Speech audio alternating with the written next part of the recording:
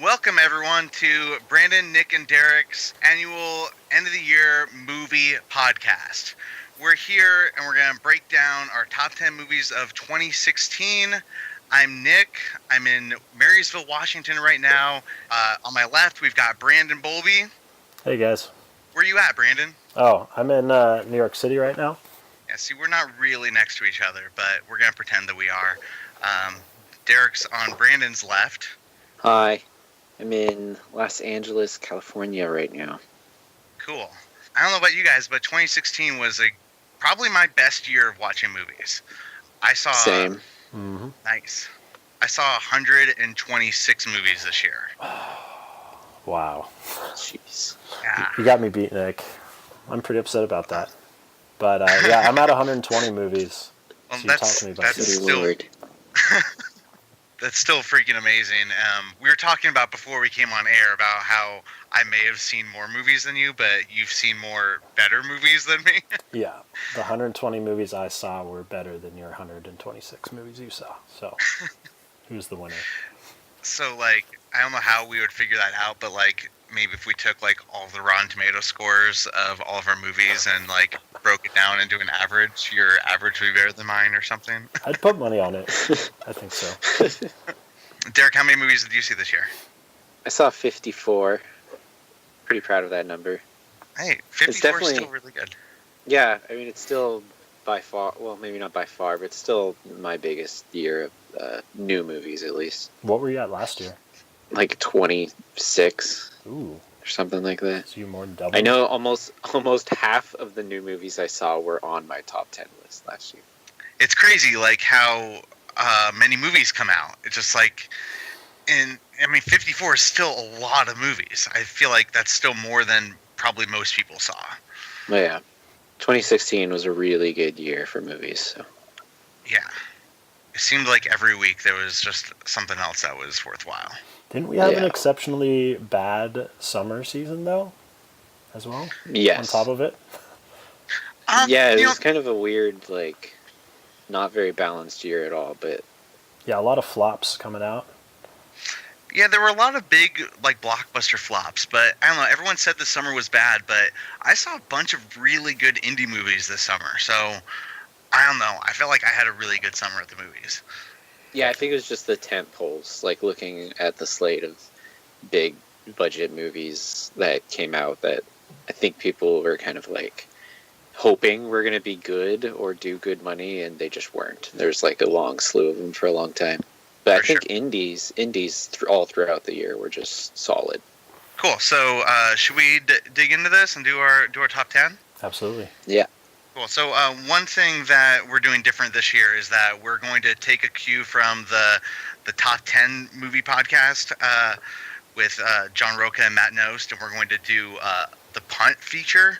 So if there's a movie that's earlier on that someone has later on, they shout punt, and we're going to skip it and come back to talk about it later. So we're not repeating ourselves, and we're going to just talk about a movie once when it comes up further down on the list. Anyway, so let's get started. Brandon, what's your number 10 movie of the year?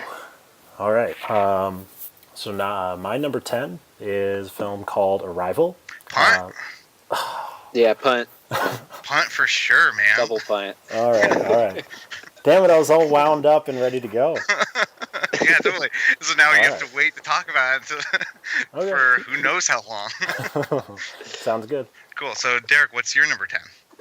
So my number 10 was The Neon Demon. Punt. Ooh. Punt. Wow.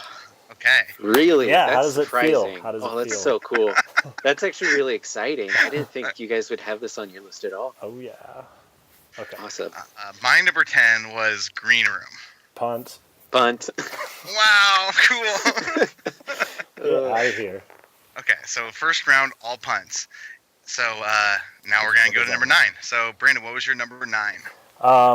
Kubo and the Two Strings. It's my number 9 film. I was completely blown away by this movie. It's shocked me at how gorgeous the animation was. I wish it had won at the Oscars. It really reminded me of some of the best Hayao Miyazaki films.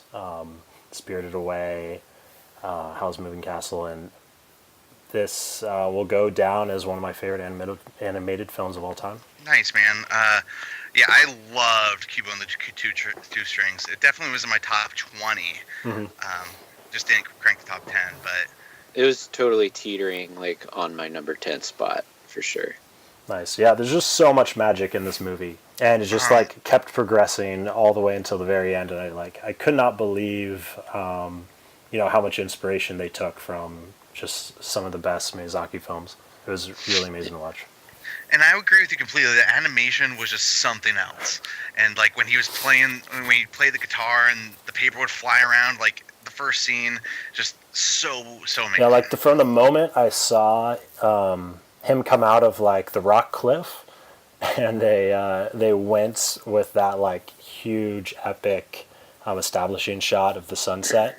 Like from that first scene, it just set up how far they were going to go to get like the visuals they wanted. Yeah, it's awesome. One of those movies that's like is really easy to be universally praised, but also like it felt to me like the big animated movie that you saw as a kid that like really launched like that, like the exploration into like animated movies for you. Like I just remember as a kid like seeing Lion King and how impactful that movie was on like the rest of my life, and like kind of I got that same kind of feeling from it. Like if I was a kid watching it, it would be like life changing for me. Totally. Yeah, that company is this Leica. Is that what they are? Entertainment. They're definitely this generation's Disney Pixar. And it was really cool before I don't know if it was on the version that you guys saw, but when I watched on DVD, they had, before the movie started, they had kind of like a behind the scenes feature for some reason, but it was like really inspiring seeing them like they had like puppetry, but then they animated on top of it, and it was really cool seeing that even before I watched the movie. And I was just it kind of helped me go into the movie with like already an awe, Yeah, realizing how much of it wasn't like on a computer and CGI, and how much is just them frame by frame moving arms and mouths and heads around. Totally. Yeah. Okay, so that's Brand's number 9 was Kubo and the Two Strings. So Derek, what was your number 9? My number 9 was Deadpool. Awesome. No puns there.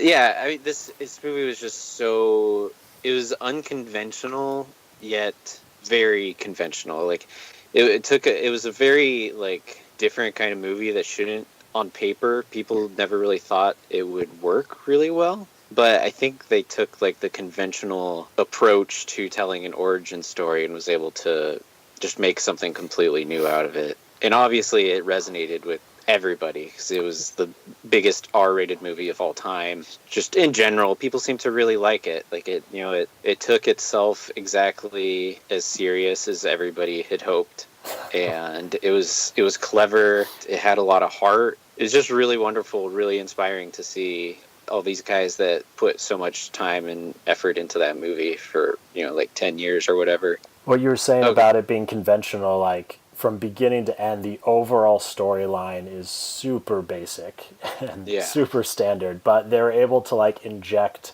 in every single scene just so much like creativity and humor throughout that super conventional storyline that it turned into just this weird thing you've never seen before. Yeah, exactly.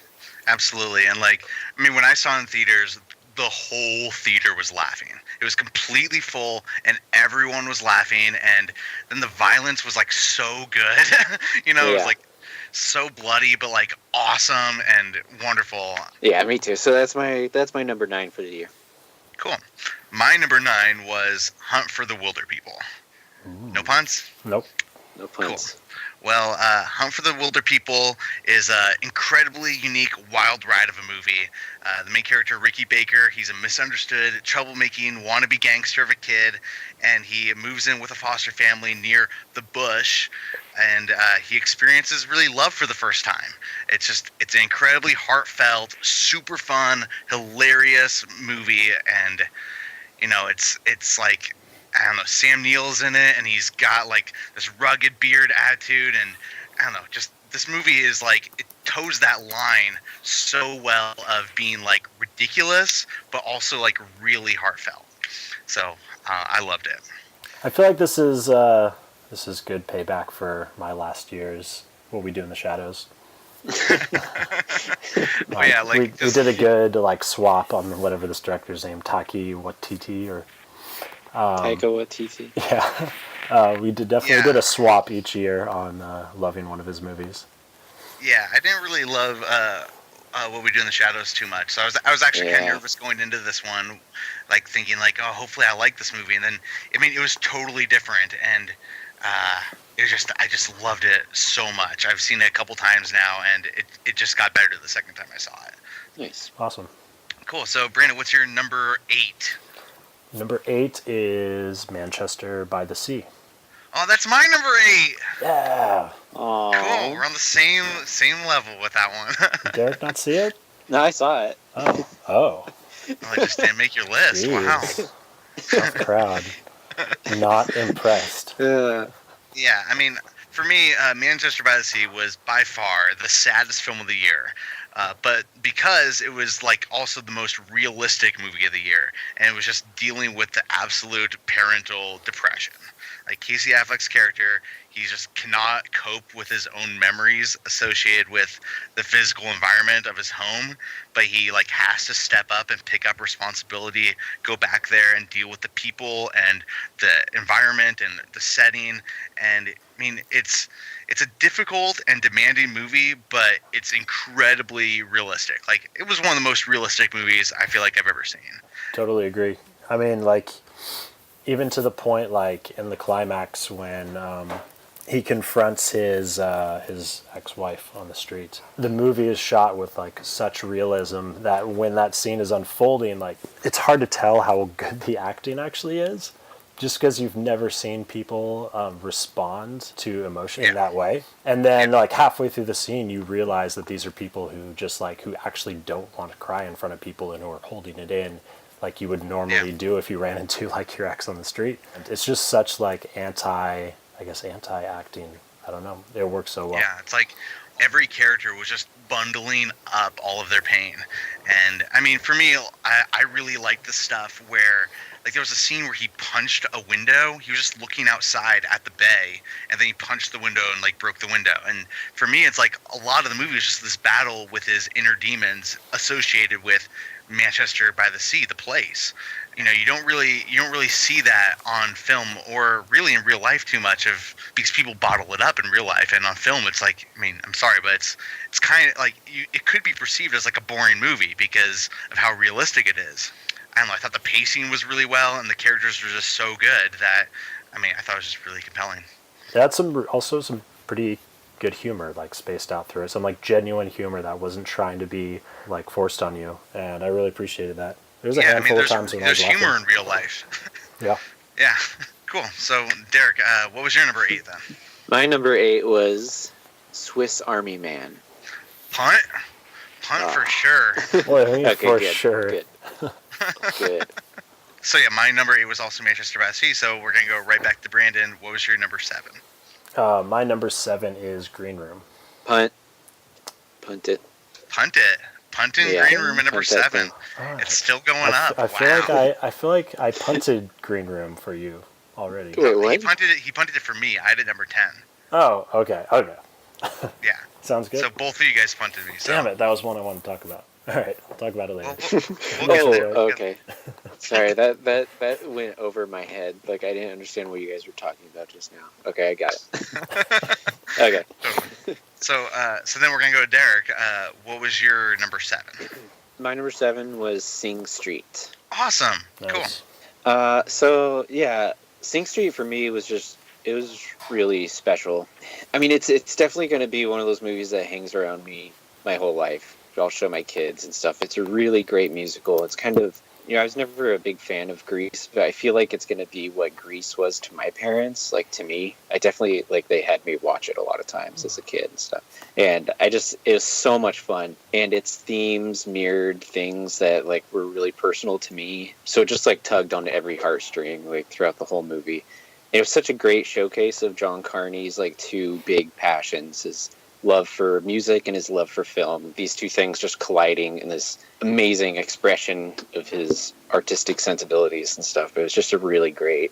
I love everything about it. The soundtrack is so good. And it's just a great Great. Definitely got robbed coming of age film at the Oscars. Yeah, for sure. It should have been. Yeah, I mean, it was like an indie movie song. that no one really paid attention to. Yeah, no, that movie is so fun. Yeah. The music is incredible. Yeah, I listen to the soundtracks like on the daily. It's so Nice. good. Oh, I haven't even thought about doing that. I'm gonna add that to my They hold Spotify up, right they hold now. up really well. Just like Is it just like the as 5 its own- songs? Yeah. I usually just listen to like I don't love all the songs in it, so I usually just listen to a couple of the big ones. But yeah, Cool. it's good. We'll do It's that, really sure. good. So then we're going to go to my number 7. My number 7 was The Lobster. The Lobster is a strange and interesting film. It's a lot of metaphors. Like, it's about relationships, societal expectations, loneliness, love, and lust. You know, it's like in this unique dystopian future. It's awkward. All the characters are searching for their meanings, and they have these weird interactions with each other. But you know, coming from the film, like if looking at the film, there's a lot to unpack. There's a lot of existential things that you can talk about and debate over, and really, like, just depending on where you are in your life, I feel like you can see the movie a different way. Yeah, I love The Lobster. I left the theater kind of in a daze, and it kind of sent me into like an existential spin for a few days afterward. So yeah, it was like a really powerful movie for me. For me, The Lobster is on my need to rewatch list because so many people liked it a lot, and it didn't impact me very much the first time I watched it. And if I had had more time, it would have been one of the 3 movies I really wanted to check out again. I'm kind of in the same boat as Brandon, but actually, like hearing it be on your list kind of makes me want to rewatch it more. Like, it was good. Like, I didn't really have any issues with it, but yeah, it just kind of came and went for me, and I feel like I must have just missed, or it just went straight over my head. It was too much or something, you know. Yeah, I mean, like, it definitely like hit me pretty. I don't know. For me, I saw it in the theater in the middle of the summer, and then just kind of like thought about it for like a week straight. You know, like that was like all I was thinking about. I mean, I remember like the next day, I went on like a walk by myself, listening to music, and then I met up with some friends like after walking around for 2 hours, and one of my friends was like, "You look like you just saw The Lobster." And I mean, he knew that I hadn't seen it, but he just like, that was the first thing he said to me. It was like, I had a look about me that I was like, Yeah, that lobster look in your eye. deep in thought or something, you know. So yeah, that movie like sent me for a spin. It's Like, amazing. And I know, yeah, my brother saw it, and he did the same thing you did. I mean, he like freaked out and tried to show everybody, and it really hit him hard too. So I'll be watching that soon for sure again. Okay, so Brandon, you're number 6. My number 6 is Neon Demon. This movie is insane. It really reminded me of like movies I got really into in like late high school, and when I was exploring like what style is all about in films, like a good David Lynch film and whatnot. But also, this film has some of the best cinematography I've seen all year, and that always gets me. That's always one of the most enjoyable things for me to watch in movies. It's also terrifying and intense. Like, I remember at one point, maybe a half hour in, I was watching this in a friend's big living room, and I was just like, I stood up from the couch and grabbed 2 pillows and walked up to the TV and like laid down like 2 feet away from the screen, just because like this moment happened, and I realized I needed to be fully invested for the next like 2 hours to finish up this film. Yeah, this film like impacted me a lot, and I haven't seen anything quite like it in a long time. I'm so glad that somebody else had this movie on their list. I wasn't sure how much you guys liked it. So it was also my number 10. But yeah, I kind of just second everything Brandon said. It was really nice after, Only God Forgives, Nicholas Winding Refn's last movie.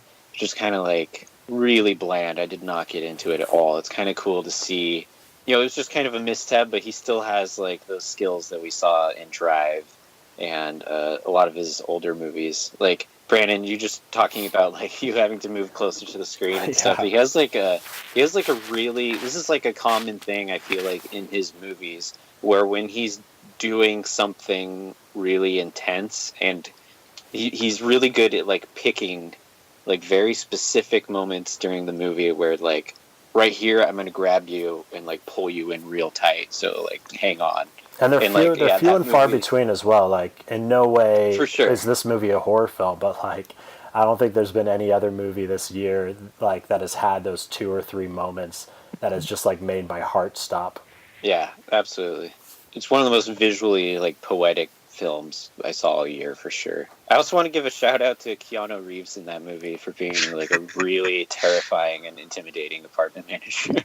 For sure. I forgot about that. What you guys said about The Lobster is kind of how I am with Neon Demon. I feel like if I had seen it in the theater, I probably would have a little bit of a different experience because, I don't know, like I kind of turned it on casually. It was like Saturday afternoon. I turned it on, and then it wasn't until like, half an hour in that I was like, this movie is crazy. Like, it's beautiful and it's like intense, but like what's happening is just like I kind of had to like keep asking myself. And I don't know, I definitely want to watch it again. Yeah, not an afternoon movie. Yeah. Yeah. Just like The Lobster and other movies though too, I feel like there's a lot to unpack, and there's like a lot in that movie that you could debate over. Like, I even think that the three of us were talking about the ending. We were arguing about like supernatural elements. Right. Like, and who knows? Like, that's something that I don't really want to get into right now because spoilers and stuff. But it definitely was a powerful movie. Yeah. Mm-hmm. Cool. So Derek, what was your number 6? My number 6 was Captain America: Civil War. All right. Wow, it's so high. Yeah. This is definitely the movie I've watched the most this year, too. I've seen it 4 times. Whoa. And it's just the best. Like, the Russos are just casually making these $200 million blockbusters that are just, like, expertly crafted, just from the plot to these incredible action scenes that are not just creative and cool for Marvel movies, but somehow, and especially with this movie, for the first time ever, maybe since like Sam Raimi's Spider-Man, they were able to emulate the experience of reading a comic book action scene, but you're watching it. Arguably the best comic book movie ever. Nice, dude. I don't have it in my top 10, but it definitely was in my top 20. I haven't seen it 4 times, so I've seen it 3 times. I love it. Like, for me, like, all-time comic book movie, that's like hard to say because, like, I don't know, I kind of feel like the MCU came along, changed a lot. And I think it's absolutely the best MCU movie. It culminates so many characters and storylines that we've been waiting for. Seeing Captain America and Iron Man fight each other in a real emotional way, actually like hit me pretty hard. We've been following these guys for, years now, seeing their ideologies come like head to head and not back down and really, really go at it. I thought it was really powerful.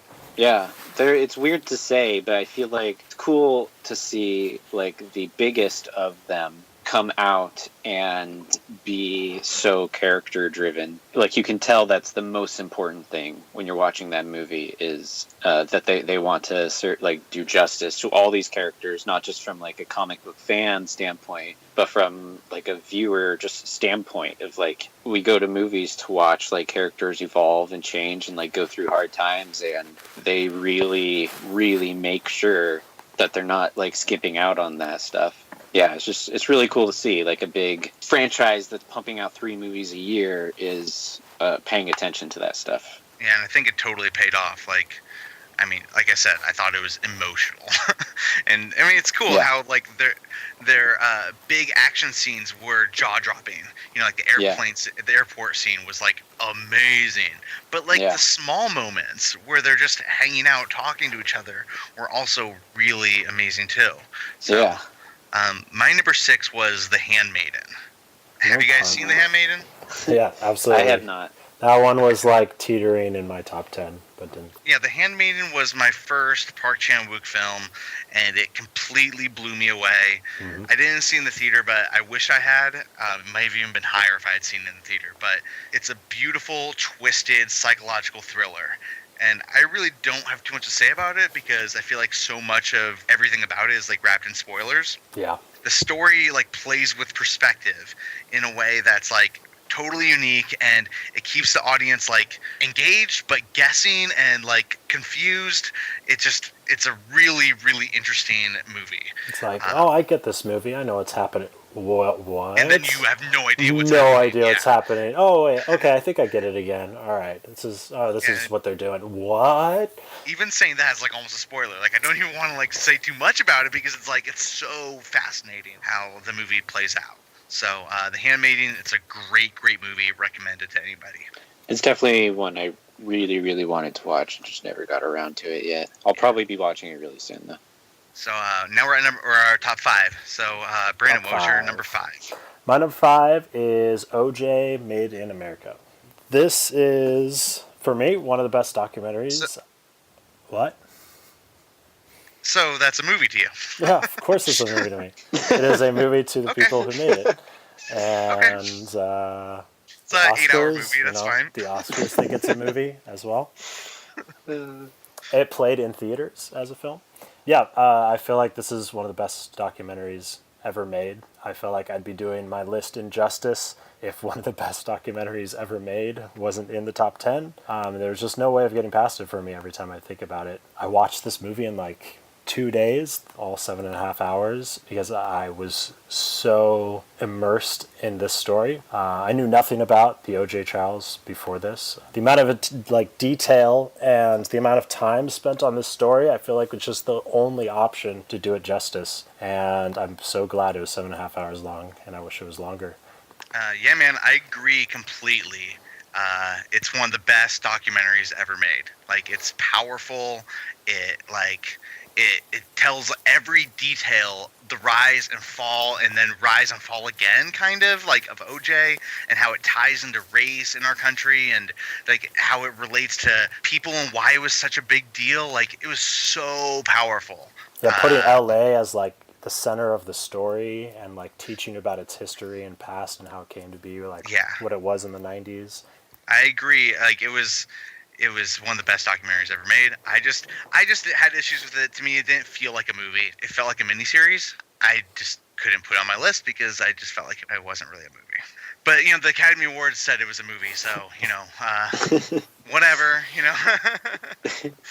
I'm going to try to watch it just because the praise of it is pretty, like, it's hard to just say, I'm not going to watch the best documentary ever made. It's so long, and I've seen so much, like, so many OJ things. It's definitely, like, going to slowly sink into my list of things to watch, but right now it's just, like, 7.5 hours. Sounds really intimidating. What other OJ things have you seen? Like, did you watch The People versus OJ this year, or? Yeah, I watched all of that. See, I haven't watched that yet, and I heard that's really good. Yeah, it's great. I'm clamoring for more OJ, though. Like, I felt like the documentary was so good, I can't wait to watch, like, a dramatic retelling of it. I'm sorry, it flies by. It's really interesting. I mean, that's what I keep hearing about it, yeah, and there's a lot of unseen footage that's kind of only in that movie, so... Oh, yeah. I'm trying not to use the word binge watch because that's a very much television word. But I should binge watch the movie. Yeah, the singular movie I binge watched. But I did binge watch that. I watched like 4 hours each day and could not stop. Derek, what was your number 5? My number 5 was Hell or High Water. Nice. Awesome. Yeah. I mean, this was kind of one of the earlier, I feel... Actually, I don't know exactly when it came out, but I feel like this and The Green Room, I feel like were kind of the first big indie movies that I really started hearing about this year. It came out in the late summer. Yeah. Anyways, the reason why I liked it, it was a really fascinating movie. It was like, to me, it really felt like a Western. It was really smart, exciting. Like, it was surprisingly smart. I wasn't expecting, like, a really cool, smart plot to... these guys that kind of look dumb, but that's kind of part of the point of the movie too. All the performances were great. Its look and feel were so familiar to like those old westerns I used to watch as like a kid and stuff. And so just to see them totally capture that essence of that genre, but keep its contemporary like setting one of the most impressive movies I saw this year. So that was my number 5. I really liked the under the radar kind of subtle bank storyline that was going on throughout that movie and their property and everything. Like you were saying, that was a really, really smart way to tell the story. Yeah, it was really cool that movie got nominated for Best Picture too. Kind of felt like it flew under the radar, and it was just like a really just solid movie. Yeah. So my number 5 was Arrival. Punt. I feel like it was a punt. Punt it. Okay, cool. So Arrival keeps climbing. 5. Yep. So let's just go right to number 4. Derek or Brandon, what was your number 4? My number 4 was Jackie. Oh wow, that's so high. Yeah, man. Oh my. Wow. This guy, Pablo Larraín, I saw 3 of his films this year. The first one, The Club, and then the second one being Neruda. Both of those are Chilean films. This is his first English language film. Each one has been better than the last, and each one he's had a bigger budget than the last. This movie surprised the hell out of me because I was not expecting anything from it at all. I was actually kind of turned off when I first heard about the making of this movie, I guess. Like a biopic about the assassination. Then as soon as I saw that first trailer, I was like, wow, there's something stylistically going on here that I'm really interested in. And the whole movie followed through with that. With things as subtle as just like a perfect cut that would just shock the hell out of you to probably one of the best scores I've heard in several years. And absolutely one of the best performances I've ever seen. And a movie that should have been so simple, but just had so much style throughout the entire thing. I loved it. Yeah, man. The first thing I said when that movie was done, I saw it with your brother actually. First thing I said when it was done was that movie was way better than it should have been. I mean, it did the biopic thing right, where it told just one little piece of someone's life, but they told it with such depth and complexity, and they explored all angles of it. It just was jaw-droppingly amazing. Definitely made my top 20, but not my top 10. So. Have you seen it, Derek? I have not. Okay. Well, Derek, what was your number 4? So my number 4 was finally The Green Room. All right, cool. Yeah. Nice. It's just such a punk rock movie. Just everything about it, its whole demeanor and its whole attitude and the look, the feel, the story. It's just this really awesome, weird horror movie where you're just kind of stuck watching these horrifying things happen. One of my favorite movies of the year. Everyone in it's really great. I can't remember. Oh, Jeremy Saulnier. Is that the director's name? Saulnier? Mm-hmm. I saw his Blue Ruin. Was that last year or the year before? I didn't like it quite as much as everyone else did, but Green Room definitely hit really hard. This was my number 7 movie. I like what you're saying about it being a punk rock but film version of that. The way he writes his movies is just so anti-film. And every single scene, every single moment he possibly can, his entire goal is just to subvert your expectations of what is going to happen next. And it's such a big fuck you to typical filmmaking. Yeah, that's what I mean. Him writing a punk rock song with a screenplay. Exactly. Yeah, every moment in that movie is just fuck you. Boom, this is happening. Yeah, it's I had that movie at number 10. I mean, I loved it. It was just the tension in it was so real. It had that unpredictability factor where you straight didn't know what was going to happen at all. Anything could have happened at any time, and these characters were doing anything to survive while they were trapped and way over their heads. It was just straight up amazing. And the gore really was shocking. Really shocking.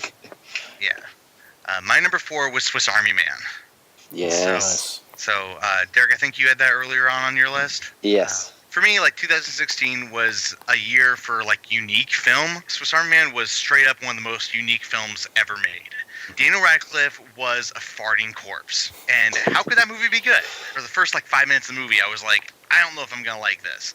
And then all of a sudden, it turned into, I'm completely on board. This is amazing. Daniel Radcliffe brought in a performance of a lifetime. And he was just a farting corpse. But it was his palette of naivety and just learning what the world was, of feelings. And the way it was shot was so bizarre and had amazing physical effects. effects and goofy and unforgettable soundtrack. I just love it. And I'm a sucker for movies that you like question what's real or not, and that's what like the whole movie was. Yeah. Including the ending. It's just, I love that absolutely. movie so much. I think everybody should see it. I'm not saying everyone will like it because there's a lot of fart jokes, but it's so good. I mean, real quick, that movie is just so much more well made than I guess it has any right to be. Like you were saying, there's just like a moment 15 minutes into the film where the directors of it just like drop this creative bomb on you. You're kind of like jolted back awake, and I was not expecting the like level of talent to be, I guess, so great in such a silly concept of a movie that I was watching. It was my number 8. I second pretty much everything Nick said, but it was absolutely one of the most original, ambitious films I've ever seen. On paper, the material that makes you laugh or makes you sad in the movie should not work, but somehow just everything combined the way they did. I like that Nick brought up the music. Like, the music's almost like meta in that movie too. If you really listen to it, sometimes it's commenting on what's happening on the screen. There's the montage song. Like the montage song was my favorite one. Yeah. But then they have like their own version of like the Jurassic Park theme song, and that's what I mean. Like, everything is just so much better than I could have ever expected, and I think that's kind of what makes it feel so ambitious to me. Like, who are these people that think that they can make farts and boners hilarious and like emotional parts to it? Yeah, special, like important things in this beautiful journey we're watching. It all culminates in just this amazing, artistic, beautiful story. So I've seen this movie twice, and I watched it 10 minutes after it was over. I immediately grabbed Christina and our other roommate, forced them to watch it too, because it was I love when that happens. It was so much fun. The second time, I just wanted to like watch somebody else have all that fun again. Yeah, that's happened to me like only with like 3 other movies before, but I know exactly that feeling. I don't think it's ever happened to me where I watch a movie immediately after watching it. That's really cool. Cool. So that was my number 4. So Brandon, top 3. Here we go. What was your number 3 movie of the year? Oh shit. This is a big one. My number 3 is The Salesman. Salesman is an Iranian drama film. It actually won Best Foreign Film at the Oscars this year, which I was really happy to see. This film is about an incident that happens to this woman in her new apartment she just moves into. What transpires from that, her husband trying to do some like self-investigating to try to get to the bottom of it. And the morality that kind of spawns from this one incident that happens early on in the film is really, really interesting and captivating. Also for me here, done in a setting, Iran, a place where is very different from what I know, what like kind of transpires from this one incident, and the way everyone feels about it and the way everyone reacts to it is a really, really amazing, interesting film. I also know this director is pretty infamous now. Like his last film, A Separation, won a lot of awards as well, and this guy is definitely someone to keep an eye out for. Did A Separation win Best Foreign Film also? I believe so, actually. Yeah, I think you're right about that. Yeah, I think you're right. He's won Best Foreign Film twice. Yeah, Brandon, I really want to see this movie. It didn't even open in Seattle though until after our like movie season was finished. Yeah. I just didn't even really have a chance for it to make my list. So yeah, that was Brandon's number 3. So Derek, what was your number 3? This is kind of out of left field. Okay. But my number 3 film is The Edge of 17. Okay. Awesome. I haven't seen that one. Yeah, it was just another coming-of-age film, which I'm kind of a sucker for. It's really easy to please me with coming-of-age movies, especially when they're really well-made. And this movie was pretty impeccably well-made. I really liked everything about it, but what was really fascinating to me that made me keep thinking about it afterwards a lot was that it was kind of a unique perspective on the coming-of-age genre. It's not really that uplifting in the end. It's not The Breakfast Club where it kind of makes you feel included in like this gang, and like it's kind of just follows this girl's descent into the deepest depths of her angsty, self-destructive nature. What made me feel so good watching the film, I think it's a lot like why people latch so tightly onto The Breakfast Club, because they see all these characters and there's different people that kind of make them feel included. You're like, oh, that person's like me.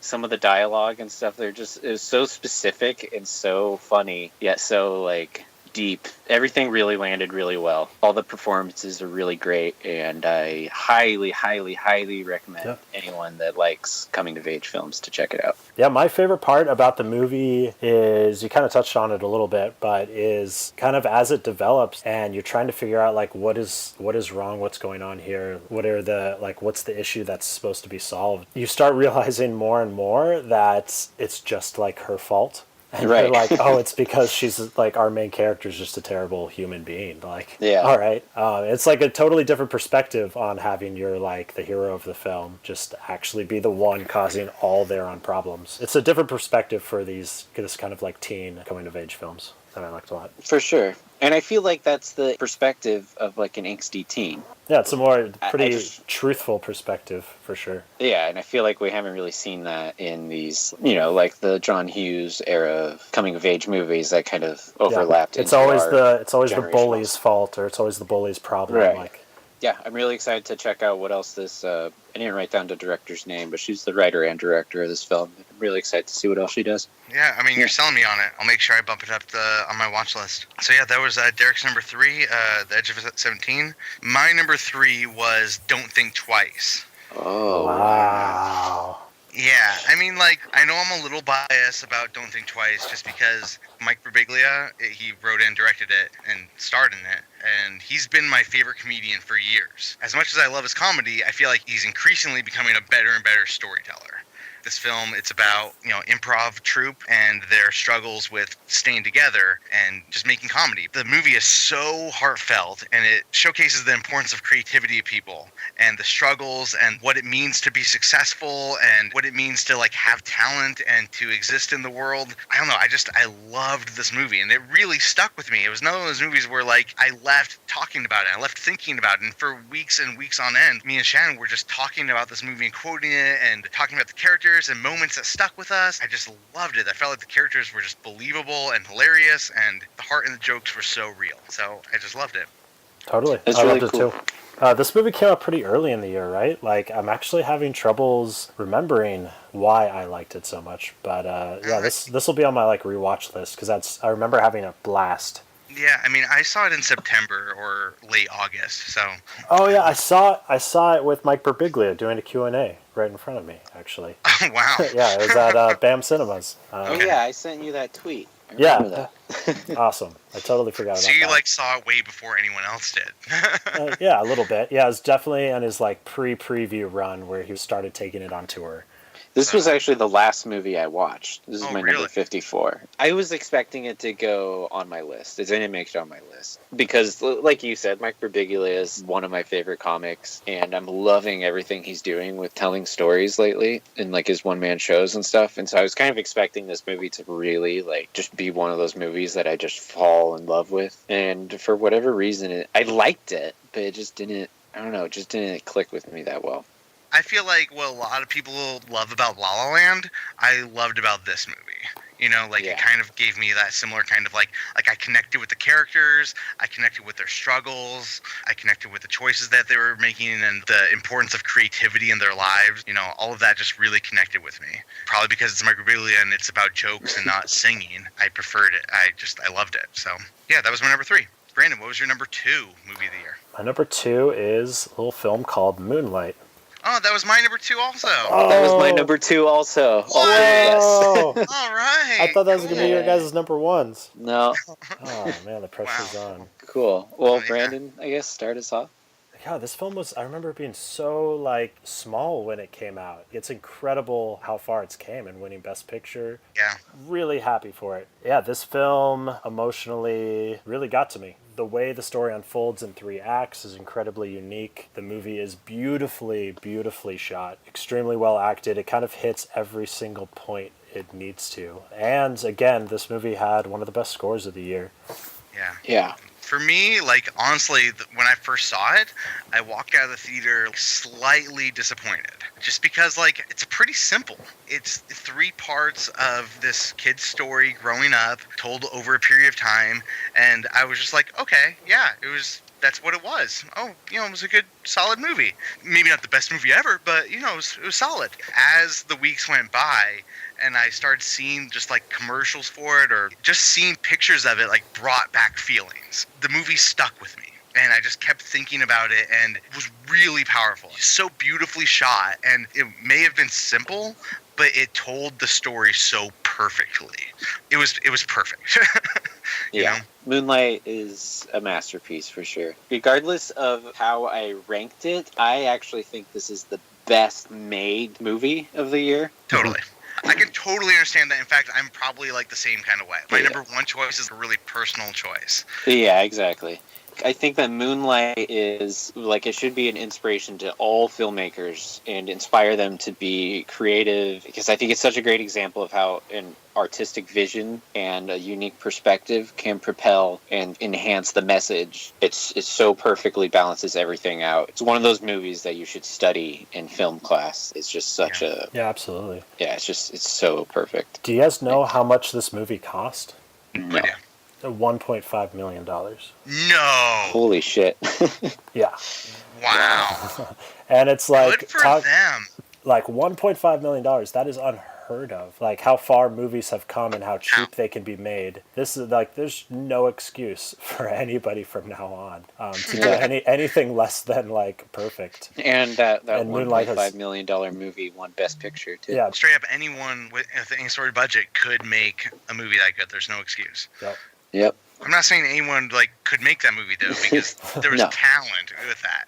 For me, I just have to say, like, the casting alone, it takes place in 3 different time periods, one character, but the actors, they were definitely the same character. It was just as believable as Boyhood. But Boyhood was authentically made over that long of a time, Yeah. Well, I never drew the connection to Boyhood. Probably the biggest thing I take away from it, and I've kind of already said it a bit, I just want to repeat it one more time. There's no excuse anymore. It should be the shining example to prove to anybody that just casually watches films that it is always, always, always better to have an artistic approach to telling a story. So many movies get made without giving a shit. Yeah. God, with $1.5 million, they were able to make that. And just by so giving many a people, I know it won't, but I just wish so badly that everyone would take a lesson from that and apply it to all films going forward. Yeah. But yeah. Wow. So yeah, Moonlight. Moonlight's number 2 on all of our lists. Cool. Here we go. Number 1 around the table. So starting with Brandon, what was your number 1? I feel like I just went, but I'm happy to start our number ones. My number 1 is La La Land. Oh wow. No puns? Okay. This film, to me, is just filmmaking candy to my eyes. It's been a long time since I've watched a movie where I'm just grinning from ear to ear the entire time, just marveling at what the director is doing from scene to scene. And it carries through with everything, predominantly the cinematography. That's 50% of why I enjoy films, and it has it all here. The music, the color, the comedy, it's all smart. To me, it was all above and beyond, and yeah, I loved every minute of it. Nice. Yeah, it's hard. It's as much of crap as people give La La Land for being Hollywood, patting itself on the back or whatever. When you're watching it, you can't deny the talent there. It's very, very artistic, and they do some really cool, really creative, awesome stuff in that movie for sure. I definitely am not on Team La La Land, but I definitely think it was a really good movie. I was super happy that Damien Chazelle won Best Director. I was actually really hoping that it was going to go that way, and Moonlight would win Best Picture, because it was a really well-directed movie, and the cinematography was jaw-dropping, and it was really, really fun. But it wasn't my favorite movie about Hollywood this year. I preferred Hail Caesar. But that's just me. Okay, Derek, So what's your number 1? I think this means we're all going to have different number ones. Mm-hmm. Yeah, definitely. That's cool. And we do know what your number 1 is at this point. Yeah. So my number 1, it's obviously Arrival. I think, I'm going to butcher his name. Is it Denis Villeneuve? Close. Anyways, I feel comfortable saying he's in the top 5 working directors right now. Yeah. He just nails everything. He's so good. Every aspect of his films always delivers, and Arrival was just like another example. I put it right up there. I'd actually say I liked it more than Sicario, which was pretty high on my list last year too. Wow. He delivered the much needed, like, heady, profound sci-fi film that we've needed. Like, he did what we were hoping Interstellar was going to do.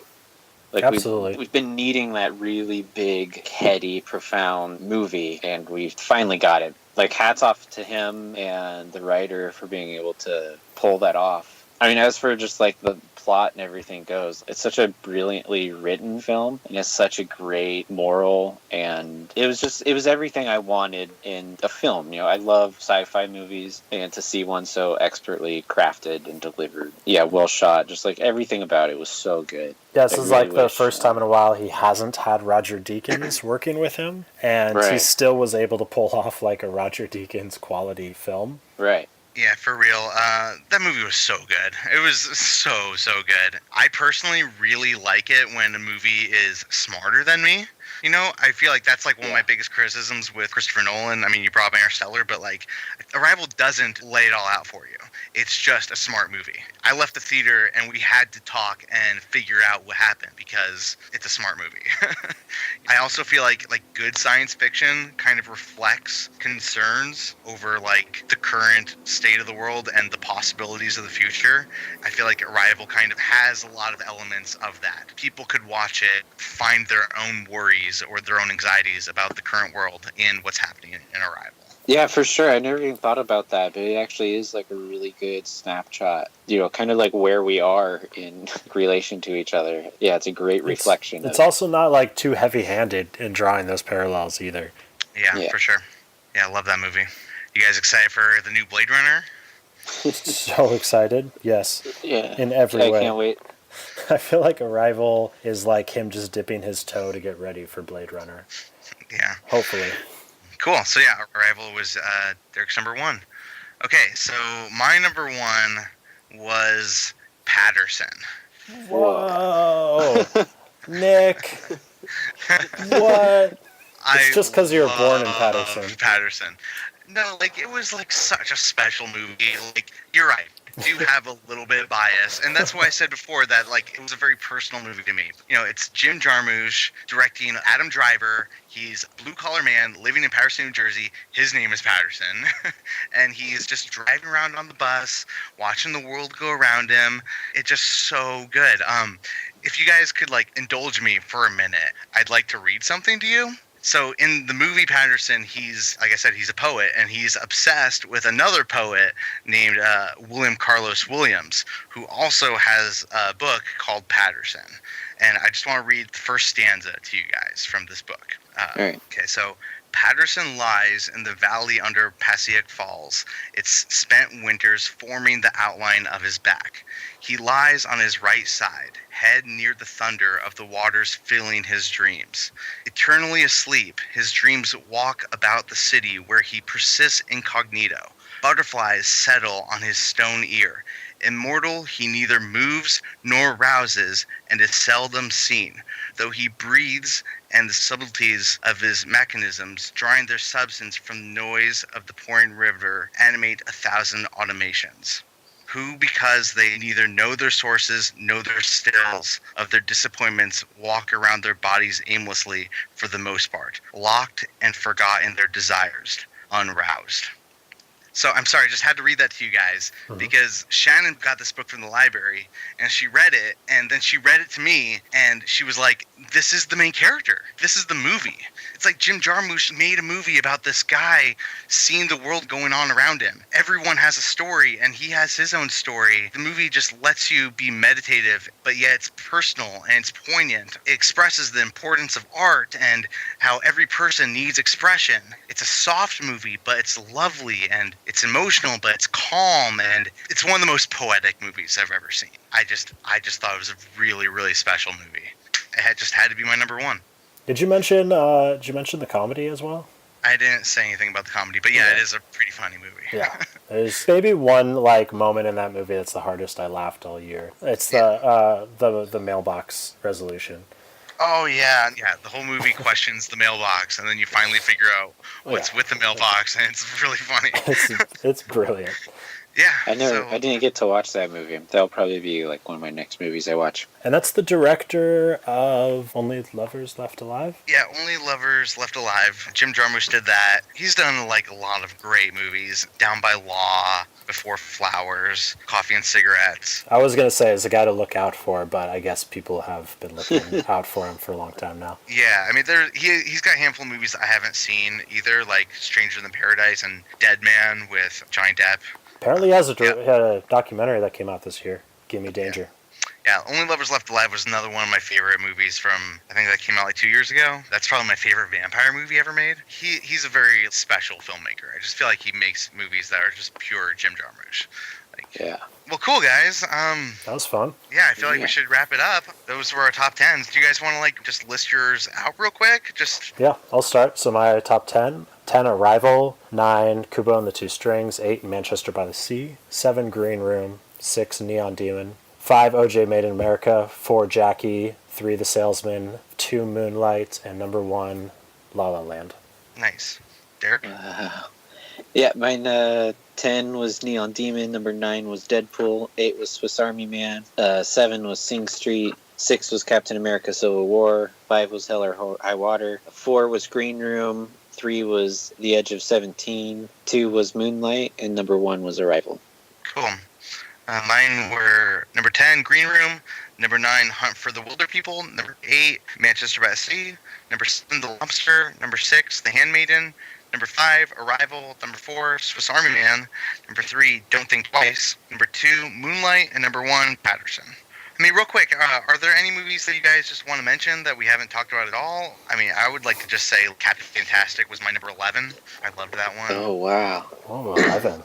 I haven't seen that yet either. 10 Cloverfield Lane was another one that I had like really high up there. 10 Cloverfield Lane for sure was like right around 11 and 12 for me. Don't Breathe was another horror movie that just blew me away. There was a couple smaller films that I wanted to mention. I guess Deepan is this film. I think it won 2015 Cannes Film Festival, and it wasn't really available at all until 2016. And then another film I saw was The Wailing, 2 hour and 45-minute Korean horror film. I heard that movie's amazing. It is incredible, and it's in my top 15. I thought it was actually a really good year for horror also. Shout out to The Witch for sure. Yeah. Oh, yeah. And I also really liked Southbound. Oh, yeah. Southbound was really good. Also, Zootopia was my number 12. What? Oh, yeah. Record. Zootopia was really good. I love Zootopia.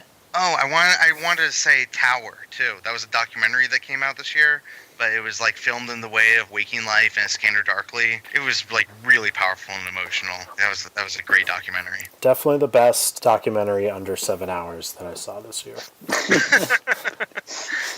That's fair. That's fair. For sure. I will agree to that completely. So, well, it was really great doing this with you guys. I guess we should just say goodbye and sign off. All right. All right. That was really fun. Can't wait for 2017. Yeah, I mean, it's already shaping up to be a great year for movies. Yeah. I wonder, like, if any of the movies that have already come out make our top 10 for next year. Derek says absolutely. Derek already knows what his number 1 is going to be. Yeah. All right. Cheers, guys. Yeah. Bye. All right, see you.